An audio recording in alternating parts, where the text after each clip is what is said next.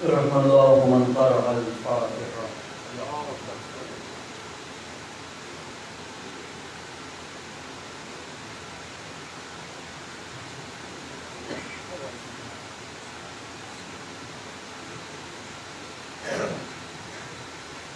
لا حول ولا قوة إلا بالله العلي العظيم. أعوذ بالله من الشيطان اللعين الرجيم. بسم الله الرحمن الرحيم.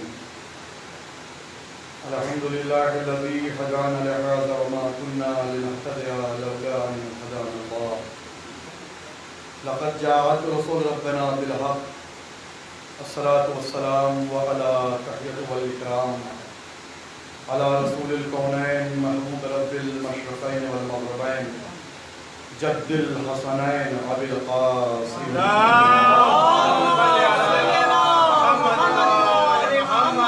وأهل بيته الطيبين الطاهرين المعصومين المنتخبين المنتخبين ولعنة الدائمة باقية على أعدائهم وقتلتهم وغاصب حقوقهم ومنكر فضائلهم ومصائبهم وشجاعتهم وسخاوتهم وولايتهم أجمعين. أما بعد فقد قال الرحمن في كتاب القرآن. بسم الله الرحمن الرحيم. تبارك الذي بيده الملك وهو على كل شيء قدير. صلى الله عليه وسلم.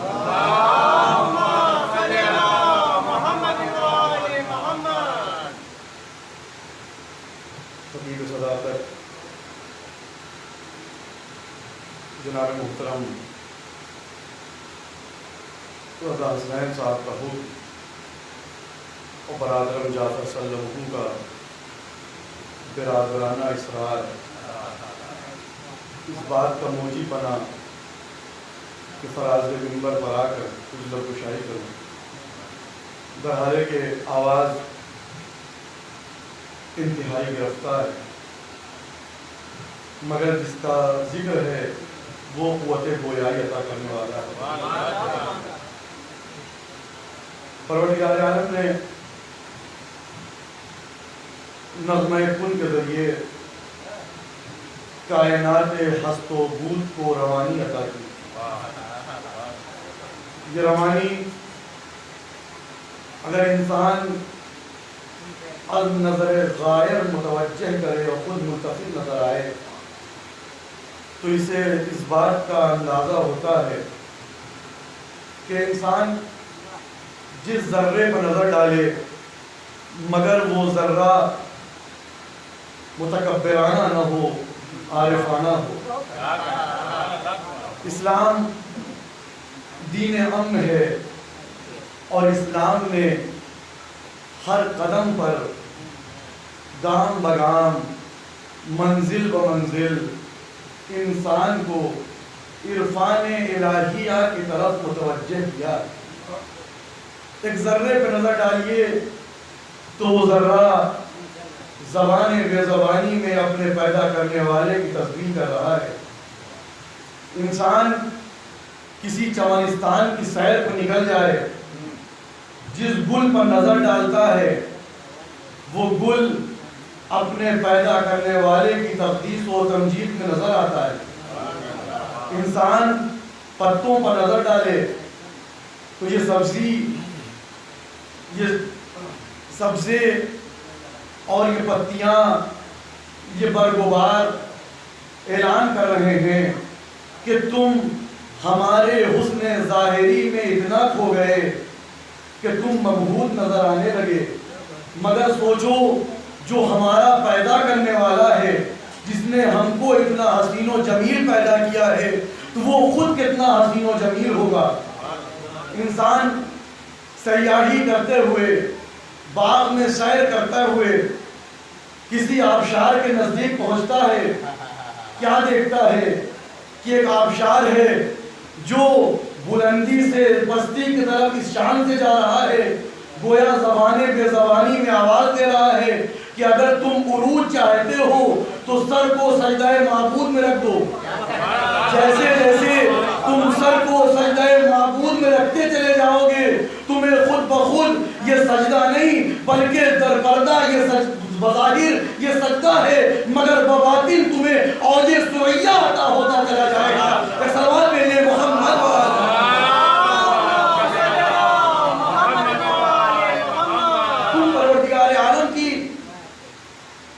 جس چیز پر، جس مخلوق پر نظر ڈالو گے تمہیں ہر چیز سے، ہر شے سے صنعت ثانے کا ظہور معلوم ہوگا۔ انسان جتنا بھی بڑا مصور ہو مگر اس کی تصویر کشی میں اور تصویر کشی الہی میں زمین و آسمان کا فرق ہوتا ہے۔ ایک انسان کسی تصویر کو بناتا ہے چاہے جتنا ماہر ہو، جتنا بھی زیادہ ید طولہ رکھتا ہو، مگر کہیں نہ کہیں تصویر نفس کے دست قدرت کا شکار ہو ہی جاتی ہے۔ مگر لاکھوں سلام ہو ہماری جان قربان اس نغمہ کن سے، عالم ہست و بود کو سجانے والے پر، کہ جس نے انسان کو اس شان کا بنایا کہ چنانچہ خالق نہج بلاغہ نے آواز دی، اے بندہ خدا تم اپنے وجود پر طائرانہ نظر ڈالو گے تب تمہیں پتا چلے گا کہ پروردگار عالم نے تمہارے اس چھوٹے سے مختصر سے وجود میں عالم اکبر کو پوشیدہ کر دیا ہے۔ ایک سوال بھیجے محمد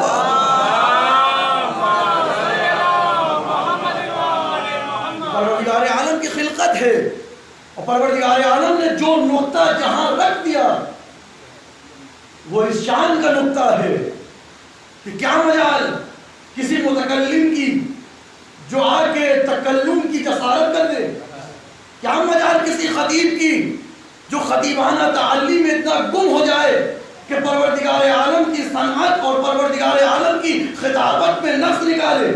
نہیں، جو نقص نکالنا چاہتا ہے وہ پائے کرے نقائص بن جاتا ہے۔ یاد رکھیے گا، میں زیادہ اپنے باتوں کو پھیلانا نہیں چاہتا ہوں، مختصر عرض کروں گا کہ منبر پر آنے کے بعد انسان اگر عاجزانہ گفتگو کرتا ہے تو یہ عاجزی انسان کو بلندی عطا کرتی ہے۔ یاد رکھیے گا، وہ اور لوگ ہوتے ہوں گے جن کا مذہب تکبر کی دعوت دیتا ہوگا، جن کا مذہب تعلی کی دعوت دیتا ہوگا۔ ہمارا مذہب وہ ہے کہ جب ہمارے معبود، جب ہمارے ائمہ، جب ہمارے امام، جب ہمارے آقا، جب ہمارے مولا، جب ہمارے قائد منبر پہ آتے تھے تو انکساری کا مظاہرہ کیا کرتے تھے۔ ایک سوال بھیجے محمد چنانچہ میں نے جس آیت شریفہ کو سرنامہ سخن اور عنوان پیام قرار دیا، انتہائی مشہور و معروف آیت ہے، سورہ مبارکہ ملک کی ابتدائی آیت کہ بابرکت ہے وہ ذات کہ جس کے دست اختیار میں، دست قدرت میں ملک ہے۔ پروردگار عالم نے اپنا قصیدہ دامن قرآن میں محفوظ کر کے بتا دیا کہ مصنوعی خدا اور ہوتے ہیں، حقیقی خدا اور ہوتا ہے۔ بابرکت ہے وہ ذات، لائق ستائش ہے وہ ذات، واجب تمجید ہے وہ ذات، لازم قصیدہ ہے وہ ذات کہ جس کے دست قدرت میں ملک پایا جاتا ہے۔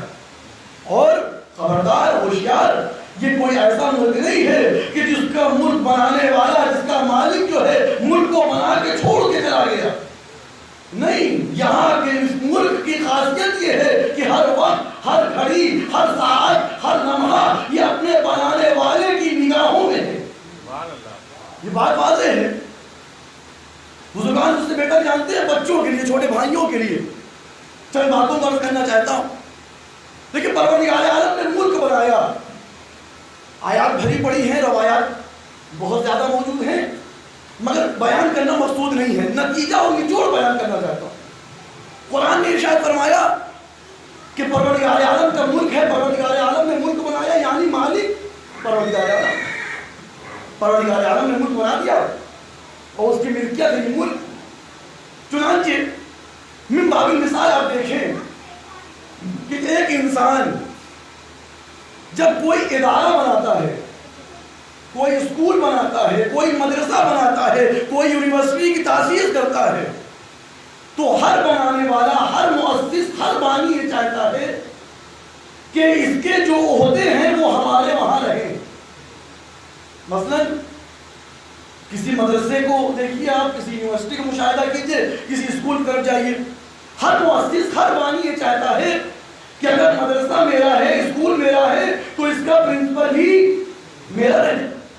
ہم نے دنیا میں یہ مشاہدہ کیا کہ ہر بانی، ہر مؤسس یہ چاہتا ہے اگر ملکیت میری ہے تو اس کا ذمہ دار، اس کا عہدیدار جب یہ خاکی پیکر خطا انسان جب کچھ بناتا ہے تو اس کی کوشش یہ رہتی ہے جتنے بڑے عہدے ہیں سب اس کے گھر والوں کے پاس رہیں. تو یہ کہاں کا انصاف ہے کہ ایک اسکول کا بنانے والا چاہے کہ مدیر میرا رہے, پرنسپل میرا رہے, عہدیدار میرا رہے؟ یہ کہاں کا انصاف ہے کہ خدا ملک بنائے اور اختیار امت کے ہاتھوں میں دے دے, تم اپنا خلیفہ بنا لینا؟ نہیں, یاد رکھیے گا, جب پروردگار عالم کا ملک ہے تو اسی کی ذمہ داری ہے کہ وہ خلیفہ بھی بنا کر بھیجے, اپنا نمائندہ بنا کر بھیجے. اور یاد رکھیے گا, جب خدا کسی کو خلیفہ بنا کر بھیجتا ہے تو جب وہ عہدے ممبر پہ آتا ہے تو آواز دیتا ہے جو پوچھنا ہو پوچھ لو, اور انہیں امت بناتی ہے. وہ ممبر پہ آتا ہے تو کہتا ہے مجھ سے زیادہ مدینے کے عہدے جانتی ہے محمد.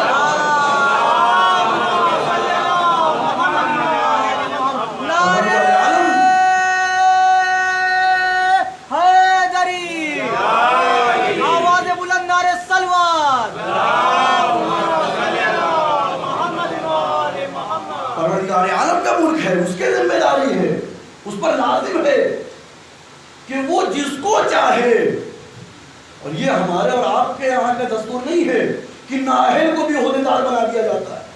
یہ پروردگار عالم ہے جو خالق کون و مکان ہے, ازل سے لے کر ابد تک کے واردات اور حادثات پر نظر رکھتا ہے. اب وہ جب کسی کو عہدہ دے گا تو وہ اس کو عہدہ دے گا کہ جب وہ اس دنیا میں آئے اس وقت تک آنکھیں نہ کھولے جب تک دیدار روح محمد نہ کر لے.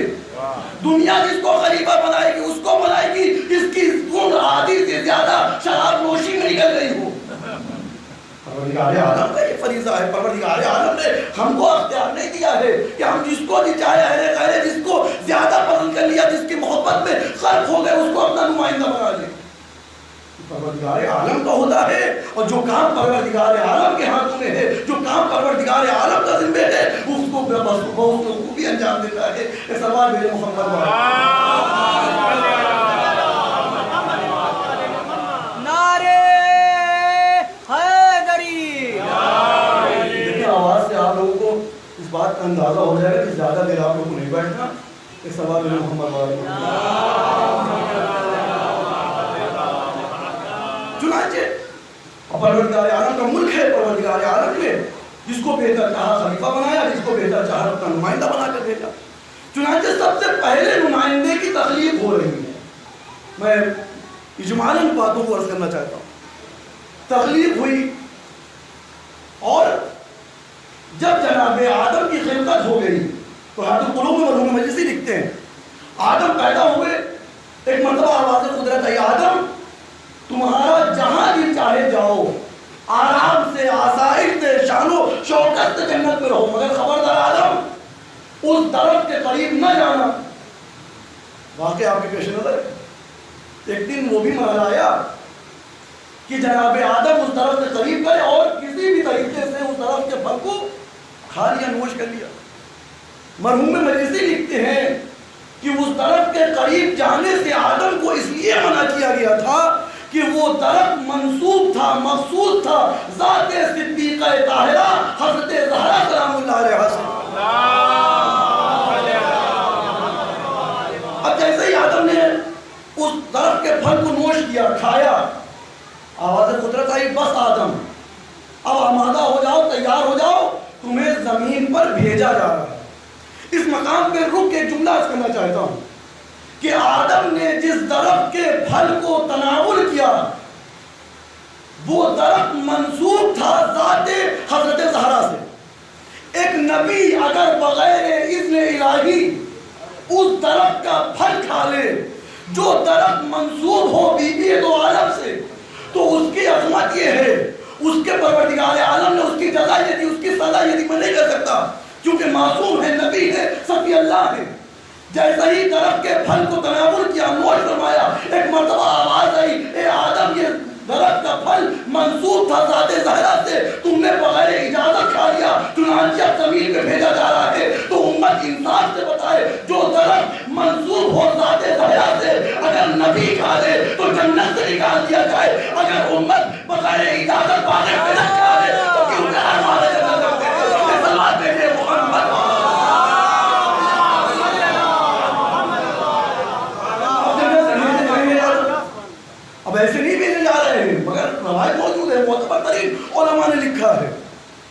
کہتے ہیں آدم کو جب بھیجا جانے لگا تو بھائی حکم الہی تھا، آدم آنے لگا. جب آدم عازم سفر عرض ہوئے تو ایک مرتبہ آواز قدرت آئی، اے آدم لباس بہشت کو اتار کے جاؤ، یہ لباس جنت ہے، جنت کے علاوہ لباس جنت اور کہیں استعمال نہیں ہو سکتا.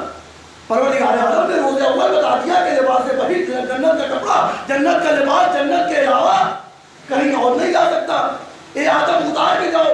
میں عاجزانہ مطالب علمانہ پروردگار کی بارگاہ میں دست دعا اور دست سوال بلند کروں گا، میرے معبود تم نے قانون بنایا ہے، تم نے یہ بتا دیا کہ لباس جنت جنت کے علاوہ کہیں اور نہیں جاتا ہے، مگر میرے معبود ہم نے اور آپ کے کتاب میں یہ منظر ضرور دیکھا ہے کہ ایک ماں نے ابھی اپنے بچوں سے وعدہ کیا تھا کہ لباس سلنے کے لیے گئے ہیں، تم نے جنت کا لباس ایمان سے بھیج دیا. عجب نہیں ہونا کی آواز ہو رہا ہے کہ آدم وہ ہے کہ جن کو محمد والے محمد کے صدقے میں خلق کیا گیا ہے، اور جنت وہ ہے جس کو محمد کے صدقے میں خلق کیا گیا ہے. اس بات کے اب چنانچہ جناب آدم ہوئے زمین پر آئے، پھر آپ کے ہوا میں تڑپ رہے ہیں، وصل ہوا ہوا، وصال ہوا، 2 بچے عالم وجود میں آئے. دنیا کا سب سے پہلا فساد بربنائے حسد عالم شہود میں آ رہا ہے. بھائی نے حسد کی بنا پر بھائی کو قتل کر دیا. جناب آدم کہیں گئے ہوئے، جب پلٹ کر آئے تو امین روح نے متوجہ کیا، متنبہ کیا، بتایا کہ جناب آدم آپ کے بیٹے حابیل کا قتل واقع ہو گیا. جیسے ہی جناب آدم نے سنا کہ ان کا بیٹا مظلومانہ شہید کر دیا گیا، روایت کے جملے ہیں، مرحوم مجلسی نے لکھا ہے، کہتے ہیں کہ جیسے ہی سنا کہ مظلوم بیٹا شہید کر دیا گیا فوراً دستے پر دعا بلند کر دیا. چنانچہ یہ آدم نے دستے پر دعا جو بلند کیا وہ قیامت تک آنے والے لوگوں کو یہ درس دیا ہے کہ دیکھو اگر تم آدمی ہو اور تمہارے میں حمیت پائی جا رہی ہے تو اپنے سینے کو ادھر کشادہ کرو، جہاں کوئی مظلوم کا قاتل نظر آئے اس پر لعنت کرتے کرو. اپنا پوچھنا کہ ہم قاتل زہرا پہ کیوں تبرہ کرتے ہیں، ہم قاتل علی پہ کیوں تبرہ کرتے ہیں، ہم قاتل حسین پہ کیوں تبرہ کرتے ہیں، بلکہ ہم تبرہ کر کے بتا دیتے ہیں کہ ہم ہی وہ ہے جو سنت آدم پر عمل کرتے ہیں. اے صلوات بھیجئے محمد اور سوال مجھے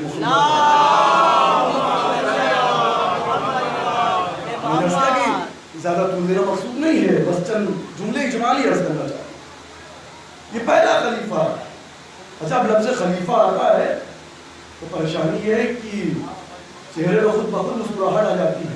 نہیں، لفظ خلیفہ برا نہیں ہے، بلکہ حادثات کے ذریعے لفظ خلیفہ برا ہو گیا تھا. جیسے لفظ اجتہاد پہلے برا تھا مگر بعد میں بدنامی کے پردے ہٹتے گئے. لفظ اجتہاد الحمدللہ مانند ماہ شب چہارتا روشن ہوتا چلا گیا. سوال مجھے محمد والے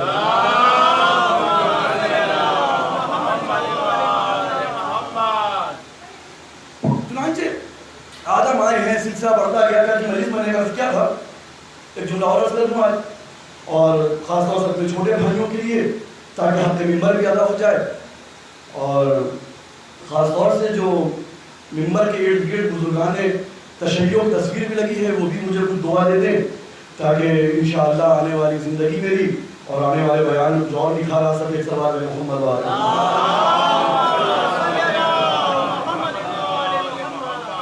جناب ابراہیم. میں عرض کر رہا ہوں کہ بزرگان مستحضر ہیں مجھ سے زیادہ. میں اپنے بچوں کے لیے ایک نتیجہ دینا چاہتا ہوں. میں نے بار عرض کیا کہ ایک نبی ہمارے گزرے ہیں جن کا نام ہے جناب ابراہیم، اور ان کا شرف یہ ہے کہ پروردگار عالم نے ان کو اپنا خلیل کہا ہے، اپنا دوست کہا ہے، اور خلیل اور حبیب کے معنی آپ اس سے بہتر جانتے ہیں. ان کا وتیرہ یہ ہے، ان کا طریقہ یہ ہے کہ جناب ابراہیم کبھی دسترخوان پہ تنہا نہیں بیٹھتے، تنہا نہیں بیٹھتے، بلکہ ان کا طریقہ یہ ہے کہ جب تک کوئی مہمان نہیں آ جاتا جناب ابراہیم ایک لقمہ بھی تناول نہیں کرتے. حتیٰ کہ روایت میں موجود ہے، بزرگان نے لکھا کہ جب کوئی محلے میں مہمان نظر نہیں آتا تھا تو محلے سے باہر نکل جاتے، شہراہوں پہ کھڑے ہو جاتے تھے۔ چنانچہ جناب ابراہیم اسی قصد سے نکلے مہمان کو تلاش کرتے ہوئے، 2 لوگ نظر آئے، ان کو لے کر آئے، دسترخوان چن دیا گیا اور وہ مہمان دسترخوان پہ بیٹھے، غذا تناول کی۔ جب شکم سیر ہو گئے اور شکم سیر ہونے کے بعد جانے لگے تو ایک مرتبہ جناب ابراہیم نے کہا کہاں چلے؟ کہا کہ آپ نے ہم کو مہمان بلایا تھا، کھانے کی دعوت دی تھی، ہم کھانا کھا چکے، اب اجازت چاہتے ہیں۔ کہا نہیں، پہلے اس کی اجرت ادا کرو۔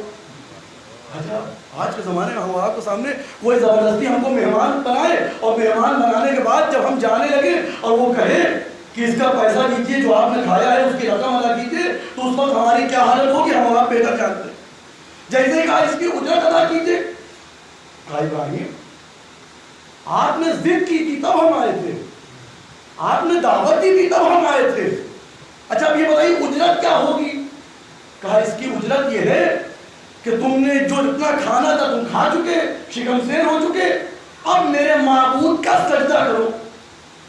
جیسے ہی انہوں نے کہا، جناب ابراہیم نے مہمانوں سے جہاں اتنے خداؤں کرتے ہیں ایک اور صحیح، فوراً صاحب کو سجدے میں رکھ دیا، مگر روایت خاموش نہیں ہوئی بلکہ روایت نے بڑھ کر آواز دی کہ جیسے ہی ان مہمانوں نے سر کو سجدہ معبود میں رکھا، ادھر نبی اللہ کے ہاتھ بلند ہو گئے، پروردگارا سر کو جھکانا میرا کام، دل کو جھکانا تیرا کام۔ اس مقام پہ ایک پیغام ہے جو حق کے منبر بھی ہے، میں اپنے چھوٹے بھائیوں کو دینا چاہتا ہوں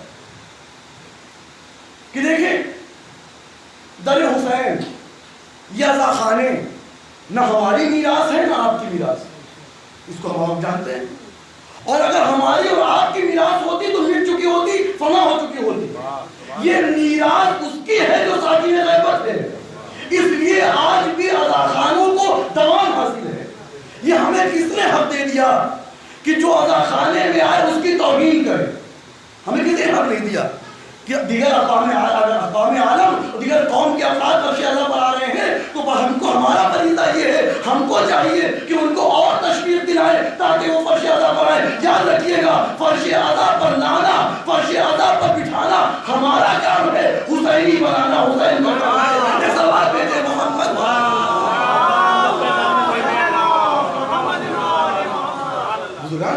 جانتے ہیں خود ہمارے الہٰباد، میں نے الہٰباد کے سلسلے میں، الہٰباد کے عزاداری کے سلسلے میں جتنی کتابیں پڑھی، آغازی یہاں سے ہوتا ہے کہ الہٰباد کا یہ درہ امتیاز ہے کہ یہاں ساری قوم عزادار حسین، مگر یہ ہمارا فریضہ ہے کہ کل اگر ساری قوم عزادار حسین تھی تو آج بھی ہم اس کو عزادار حسین رکھیں۔ یہ فرمان دیجیے محمد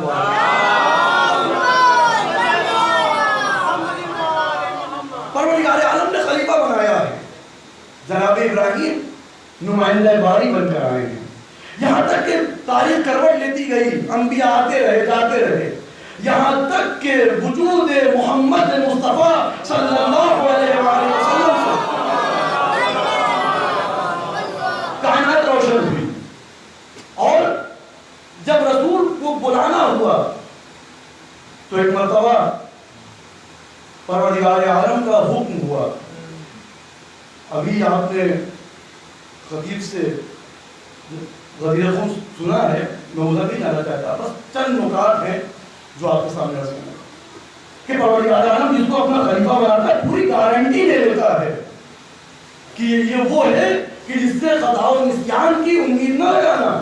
خطا و نسیان اس کے وہاں ہوتا ہے کہ جو خاک کا پتلا ہوتا ہے، ہم جس کو نمائندہ بنا کر بھیجے وہ عالم انوار کے ہیں۔ رسول گئے، اب رسول کے بعد جو حادثات ہوئے آپ بہتر جانتے ہیں، یہاں تک کہ امیر المومنین حضرت علی بن ابی طالب علیہ السلام حضرت ایک سفر میں جا رہے ہیں، راستے میں ایک شخص مل گیا جو مولا کو نہیں جانتا تھا۔ دیکھیں پروردگار عالم جس کو خلیفہ بناتا ہے وہ کس منزل کا حامل ہوتا ہے اور کس فضیلت کا حامل ہوا کرتا ہے، کس اوصاف حمیدہ اور اخلاق پسندیدہ اس کے اندر پائے جاتے ہیں، وہ نہیں جانتا ہے۔ یہودی ہے، وہ نہیں جانتا ہے کہ یہ علی ہے۔ راستہ طے کرتے کرتے ایک منزل پہ ایسا پہنچا کہ جہاں اس نے دیکھا کہ پہاڑ کی چوٹی سے ایک چشمہ جاری ہے، جو چشمہ زمین پہ آتا ہے۔ اب اس چشمے سے، اس آبشار سے حالت یہ ہو گئی ہے کہ انسان عادی صورت میں نہیں اس کو پار نہیں کر سکتا۔ فوراً وہ یہودی آگے بڑھا، اس نے اپنی چادر اس آبشار پہ ڈالی، اس پانی پہ ڈالا اور ادھر چلا گیا، اس پانی کو عبور کر گیا۔ عبور کرنے کے بعد وہاں سے آواز دیتا ہے کہ پروردگار عالم نے ہم کو اس میں اعظم عنایت فرمایا ہے، جس سے ہم جو چاہے کر سکتے ہیں، ہمارے دستخط میں ہے، ایک اس میں اعظم ہمیں ملا ہے۔ ایک سوال بھیجے محمد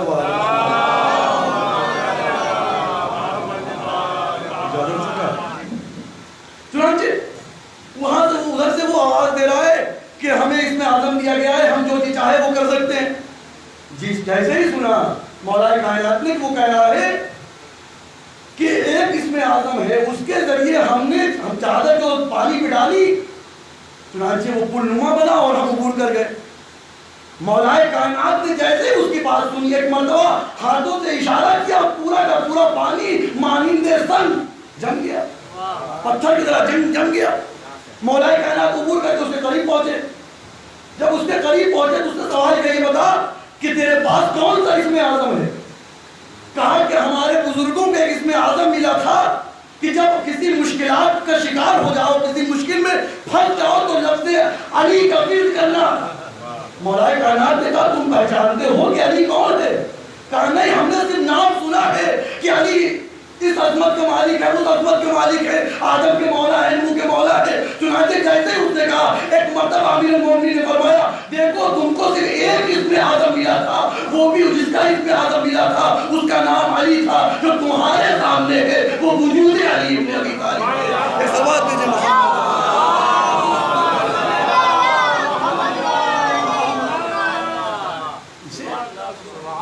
عالم اپنا خلیفہ بناتا ہے، پروردگار عالم کے سوال میں محمد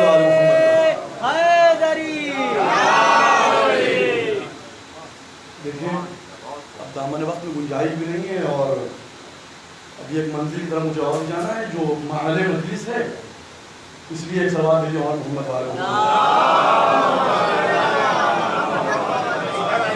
چنانچہ پروردگار عالم جس کو خلیفہ بناتا ہے، جس کو اپنا نمائندہ بنا کے بھیجتا ہے، وہ اس منزل پر فائد ہوتا ہے کہ اگر اس کا نام بے جان چیز پر دم کر دیا جائے تو وہ صاحب جان ہو جاتی ہے۔ اس لیے روایت کے جملے جناب مرداد حضور امیر المومنین تشریف لائے اور آگے عرض کیا، مولا بڑی تنگدستی ہے، بچے کئی دن کے بھوکے پیاسے ہیں، مگر روایت کہتی ہے جب سلمان یہ گفتگو کر رہے تھے تو ابن شاہ عاشور نے لکھا جب سلمان یہ باتیں امیر المومنین سے کر رہے تھے تو امیر المومنین کے گھر میں بھی کئی دنوں سے فاقہ ہو رہا ہے۔ جیسے ہی سنا مرداد نے کہا کہ علی ہمارے گھر میں فاقہ ہو رہا ہے، فوراً کہا مرداد ذرا اس اینٹ کے ٹکڑے کو اٹھا کے لاؤ۔ جیسے جناب مرداد اس اینٹ کے ٹکڑے کو لے کر آئے تو مولا کائنات نے فرمایا کہ اے مرداد اس اینٹ کے ٹکڑے پر علی کا ورد کرو۔ جیسے ہی جناب مرداد نے یا علی کا ورد کیا وہ اینٹ کا ٹکڑا سونے میں تبدیل ہو گیا، اور جناب مرداد سے مولا کائنات کہا اے مرداد اس کو لے کے چلے جاؤ۔ اب روایت کے جملے کہ جناب مرداد نے اس اینٹ کے ٹکڑے کو اٹھایا اور اس کے ایک گوشے پہ ضرب لگائی، وہ ٹوٹا، اور اس ٹوٹے ہوئے اینٹ کے ٹکڑے کو لے کر چلنے لگے تو مولا کائنات نے کہا اے مرداد تم پورے اینٹ کے ٹکڑے کو کیوں نہیں لے جا رہے ہو؟ تو مرداد نے تاریخی جملہ ارشاد فرمایا کہ یا علی اس گھر کی فکر اس کو ہوتی ہے جس کا امام آپ جیسا نہیں ہوتا، جس کا امام آپ جیسا ہوتا ہے اس کو گھر کی فکر نہیں ہے۔ سوال دیجیے محمد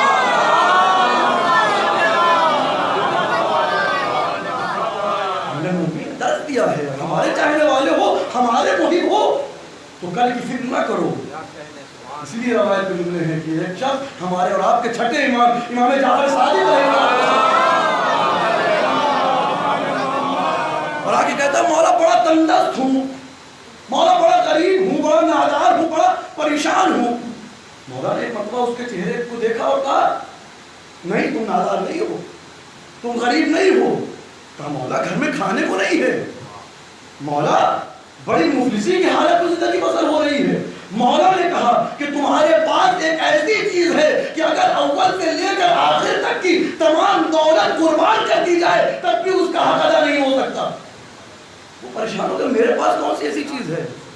محمد صدوق لکھتے ہیں جیسے ہی اس نے کہا ایک مرتبہ مولا کائنات امام صادق نے ارشاد فرمایا کہ تمہارے پاس جو دولت ہے جو نعمت ہے وہ ولایت علی ابن ابی طالب کی نعمت ہے. اسے تم اگر فروغ بھی کرنا چاہو تو کوئی کسی میں دم نہیں ہے کہ اس کی قیمت لگا سکے. صلوات بھیجے محمد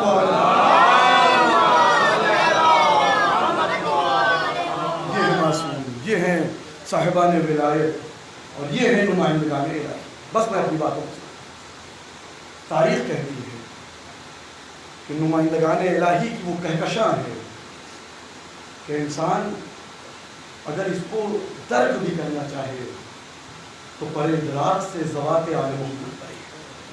انسان درک نہیں کر سکتا اور وہ انسان درک کرے گا کہ جس کی آنکھوں پر گناہوں کے پردے. اہل بیت کو سمجھنے کے لیے فکر معصوم درکار ہے, افکار انبیاء درکار. اہل بیت ہم اور آپ نہیں سمجھ سکتے. عزیزان زندگی رہی تو پھر کبھی عرض کروں گا یہ جو ہم اور آپ جن ایام میں زندگی بسر کر رہے ہیں یہ جو اشرا چل رہا ہے اسے ہمارے سماج میں ہمارے معاشرے میں اشرۂ چہلم کہا جاتا ہے. کچھ باتیں انسان تصور کی آنکھوں سے دیکھتا ہے تب سمجھتا ہے. کہہ دینا آسان ہے, پڑھ لینا آسان ہے کہ اشرۂ چہلم. ذرا سوچیں کہ ہم نے تو تاریخ میں دیکھا ہے کہ اگر کسی کے گھر میں ایک میت ہو جاتی ہے وہ میت جب لے کر آتا ہے دفنا کر میت کو آتا ہے تو اس سے کہیے کہ دوسری میت ہے تو اس کی قوت جواب دی جائے.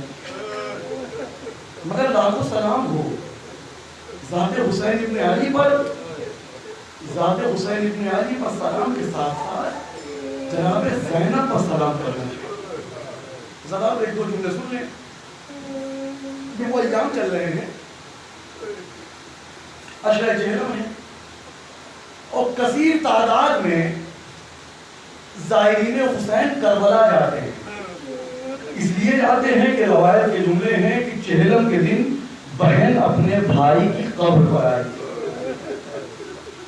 مگر اب کے حالات ایسے ہیں چند خوش قسمت ہیں جو طواف روضہ حسین کے لیے گئے ہیں. مولا ہمارے پاس کچھ نہیں ہے ساکن غیبت ہمیں اس وقت تک اس دنیا سے نہ اٹھانا جب تک ہم دیدار روضہ حسین نہ کر لیں. اللہ بارو آج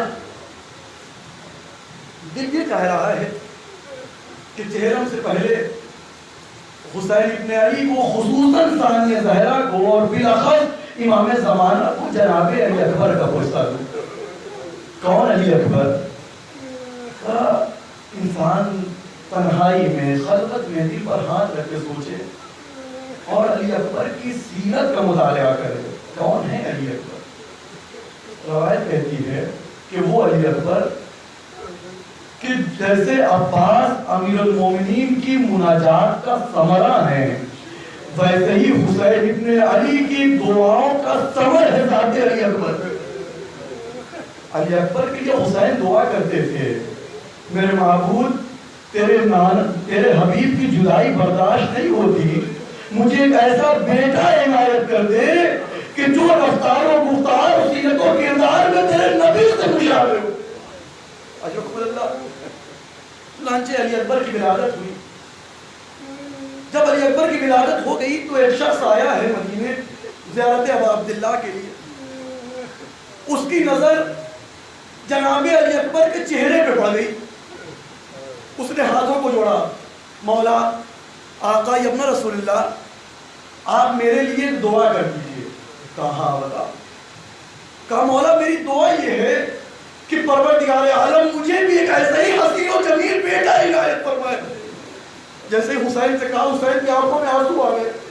کہا بھائی یہ بتاؤ میں دعا کر دوں گا یقیناً تم صاحب اولاد ہو جاؤ گے, مگر یہ بتاؤ کہ دعا کے بعد اگر تمہیں ایسا ہی بیٹا نصیب ہو گیا تو یہ بتاؤ کیا تم برداشت کر سکتے ہو کہ اس کے پاؤں میں ایک کانٹا بھی چبھے؟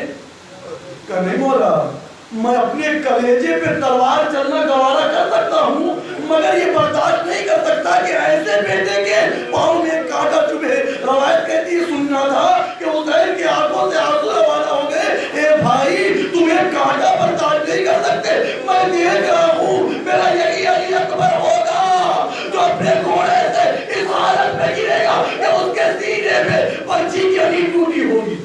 اجوکمل اللہ میں نہ رولائے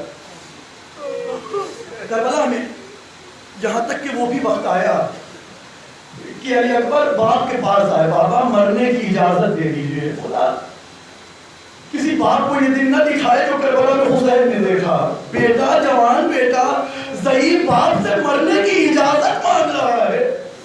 کہا بابا مرنے کی اجازت دے دیجئے۔ ایک مرتبہ حسین نے مقتل کہتا ہے کہ سر سے پاؤں تک علی اکبر کو دیکھا، کہا علی اکبر جاؤ خیمے سے رخصت ہو۔ علی اکبر آئے ہیں، مجھے مفصل رخصت کی علی اکبر نہیں پڑھنی، علی اکبر ایک سے رخصت ہوئے ہیں، خیمے سے باہر نکلے۔ مقتل کہتا ہے کہ آج سے پہلے جب علی اکبر کے سر پہ دستار سجائی جاتی تھی، دستار باندھا جاتا تھا، تو کبھی ام لیلا باندھا کرتی تھی، کبھی زینب باندھا کرتی تھی، مگر آج جب علی اکبر خیمے سے نکل رہے ہیں تو ایک مرتبہ حسین نے علی اکبر کو قریب بلایا، اے علی اکبر بیٹھو۔ علی اکبر حسین کے سامنے بیٹھے، حسین آگے بڑھے، اپنے ہاتھوں سے علی اکبر کے سر پہ امامہ باندھنا شروع کیا۔ مقتل کہتا امامہ باندھتے جاتے، کہتے جاتے انا للہ و انا الیہ راجعون۔ اجو کھول اللہ کھولا کسی کو میں نے بلائے، علی اکبر رخصت ہو رہے ہیں۔ مگر مقتل کہتا ہے کہ علی اکبر کا گھوڑا آگے جا رہا ہے، ناگہاں کسی کے قدموں کی چاپ محسوس کی، پلٹ کر دیکھا، کیا دیکھا؟ ضعیف باپ کمر کو پکڑے ہوئے چلا آ رہا ہے، آواز دیتا جاتا ہے کہ مہلا اے علی اکبر آہستہ آہستہ، اے علی اکبر آہستہ آہستہ اترے ہیں۔ بابا آپ نے تو رخصت کر دیا تھا، اے بابا آپ نے تو رخصت کر دیا تھا۔ مقتل کہتا ہے جیسے ہی سنا آواز دی، اے علی اکبر کاش تم سارے میرا اولاد ہوتے۔ علی اکبر رخصت ہوئے ہیں، خیمے میں حسین آئے ہیں، یہاں تک کہ علی اکبر جنگ کرتے جاتے ہیں۔ جناب زینب نے فضا کو بلایا، فضا باپ کا دل ہے، یقیناً علی اکبر پہ کوئی مصیبت آئے گی تو چہرے گرم متغیر ہو جائے گا۔ فضا در خیمہ پر آئی ہے، ایک مرتبہ دوڑی ہوئی آئی، شہزادی آقا کے چہرے گرم متغیر ہو گیا۔ زینب نے فضا سے کہا حسین کو بلاؤ۔ فضا نے آواز دی شہزادی، اس نے جناب زینب کو طلب کیا ہے۔ جناب زینب کی خدمت میں حسین آئے، ایک مرتبہ آواز دی بہن خیر تو ہے؟ کہا بھیا علی اکبر کی کیا حالت ہے؟ کہا اے زینب علی اکبر کے سامنے ایک پہلوان آیا ہے، مگر زینب غضب یہ ہے کہ وہ شکم شیر ہے، میرا لال 3 دن کا بھوکا پیاسا ہے۔ زینب بادری یہ لکھ پر سے کہے تو میں نے نانا سے سنا ہے کہ ماں کی دعا بیٹے یہاں پر مستجاب ہوتی ہے۔ ام لیلا آئی ہے، مسلح بچھا دیا ہے، یعقوب سے یوسف کو ملا کے حوالے، مجھ کو میرے علی اکبر سے ملا دے، دعا قبول ہوئی۔ علی اکبر آئے ہیں، خدا کسی باپ کو یہ دن نہ دکھائے، لاکھوں کی تعداد کے لشکر کو بھگا کے علی اکبر آئے ہیں۔ مگر سوال کیا بابا اگر ایک جمعہ آپ مل جاتا تو میں بتا دیتا کہ حضرت کرار کے گھر کے لوگ کیسے جنگ کیا کرتے ہیں۔ روایت کہتی ہے علی اکبر کو ہمارا میدان میں آئے، جنگ کرنے لگتے ہیں۔ ایک مرتبہ جنگ کرتے کرتے ایک کمین گار سے علی اکبر پہ حملہ ہوا، اب علی اکبر گھوڑے پہ نہ چڑھ سکے، آواز دی بابا علی اکبر کا سلام آخر قبول۔ اداکاروں کربلا میں جو شہید گھوڑے سے زمین پر آیا ہے اس نے حسین کو مدد کے لیے بلایا ہے۔ تنہا یہ شہید علی اکبر ہے جس نے مدد کو نہیں بلایا ہے، بلکہ آواز دی بابا علی اکبر کا سلام آخر قبول کیجئے۔ علماء کہتے ہیں علی اکبر نے اس لیے سلام آخر کیا کہ جانتے ہیں مدد کو اس لیے نہیں بلایا کہ پتا ہے کہ عباس کے مرنے نے حسین کی کمر توڑ دی، مگر مقتل کہتا ہے جیسے ہی جوان بیٹے کی آواز سنی حسین مقتل کی طرف چلے ہیں، اس جہان سے چلے، کبھی گرتے ہیں کبھی اٹھ جاتے ہیں، کبھی گرتے ہیں کبھی اٹھ جاتے ہیں، آواز دیتے جاتے ہیں اے علی اکبر، اے علی اکبر، اے میرے لال، اے میری آنکھوں کی بیداری علی اکبر کہو، مجھے کچھ سجائی نہیں دیتا۔ میر انیس نے 2 مصروں میں منظر کشی کرتے کہتے ہیں کبھی اٹھے کبھی سلطان مشرقین گرے، لکھا ہے یہ کہ 72 جگہ حسین گرے۔ حسین لاشیں علی اکبر کی طرف جا رہے ہیں، خدا کسی باپ کو مدینہ دکھائے تو حسین نے دیکھا، جب جیسے ہی لاشیں علی اکبر پہ پہنچے تو کیا دیکھا؟ ایک معظمہ ہے جو لاشیں علی اکبر پہ بیٹھ کرے، اے میرا لال کیا اسی دن کے لیے 18 برس والا تھا حسین اکبر لقب بھول گئے؟ خیمے میں بہن کو بھیجا، علی اکبر کے سینے سے برچی نکالی، اونٹ کا بمبارا ہوا۔ اجرکم اللہ، بس آخری جملے، علی اکبر شہید ہو گئے، علی اکبر کی روح کو فضل منصوری سے پرواز کر گئی۔ حسین نے لاش علی اکبر کو اٹھایا، حسین کہہ چکے تھے، حسین نے بتا دیا تھا کہ اگر جوان بیٹا مر جائے تو باپ کی آنکھوں سے سجائی نہیں دیتا، باپ کی آنکھوں سے دکھائی نہیں دیتا، دنیا تاریخ ہو جاتی ہے، دنیا سیاہ ہو جاتی ہے۔ حسین نے اپنی مصیبت کا اظہار کر دیا، مگر مقتل کہتا ہے جب حسین لاش علی اکبر کو اطفال بنی ہاشم کے سہارے سے خیمے میں لے کر آئے ہیں، ایک مرتبہ آواز دی، اے زینب مادر علی اکبر نظر نہیں آتی۔ ایک مرتبہ روایت کہتی ہے جناب زینب اس خیمے میں آئی جو جس خیمے میں ام لیلا کی، قریب گئی، کہا بھابی علی اکبر کی میت آ گئی، اے بھابی علی اکبر کا لاشا آ گیا۔ مگر مقتل کہتا ہے جیسے ہی زینب نے کہا، ایک مرتبہ ام لیلا نے کہا شہزادی میں نے سنا کہ میرے اکبر کی میت آ گئی، مگر میں کیا کروں، مجھے آنکھوں سے سجائی نہیں دیتا، کبھی اس کو بے خیمہ سے ٹکراتی، کبھی ان کو بے خیمہ سے ٹکراتی۔ زینب نے سہارا دیا، لاش علی اکبر کو ام لیلا خود کو گرا دیا۔ اے علی اکبر جیتی ہے وہ ماں جس کے گزر جانے کے دن تھے، یہ پیار کی راتیں تھی کہ مر جانے کے دن۔